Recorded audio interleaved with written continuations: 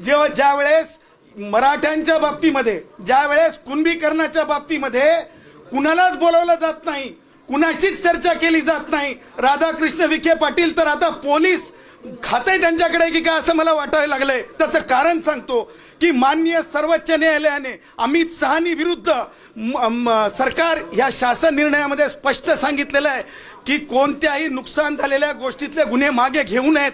परंतु काय कुणास ठाऊक काय झालंय राधाकृष्ण यांना काय झालंय कुणास ठाऊक. ते आता स्पष्ट सांगायला लागले पोलिसांना की 5 लाखाचे गुन्हे मागे घ्या. अहो राधाकृष्ण, तू एकतर तुमची सँटिटी तुमच्या पदाची, तुम्ही तिथे राहू शकतात का? कारण एक्झिक्युटिव्ह पोझिशनवर तुमच्यावर आपराधिक गुन्हा झाल्याच्या नंतर तुम्ही तिथं राहणं कितपत योग्य आहे?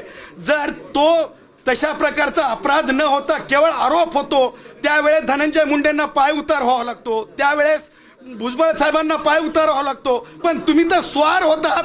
तुम्ही तर आता गृह खातं सुद्धा तुम्ही हातात घेतलं की काय असं दिसतंय. तुम्ही तर आता म्हणजे ते काय शिरसाट समाज कल्याण मंत्री आहेत की नाही की आता मला तेही प्रश्न पडलाय. ते सुद्धा समाज कल्याणच्या बैठका आणि समाज कल्याणचे शासन निर्णय होताना तरी शेड्यूल कास्टमध्ये जन्माला आलेले शिरसाट मधून त्यांना तुम्ही बोलवत नाहीत का, असा प्रश्न सुद्धा मी उपस्थित करतो.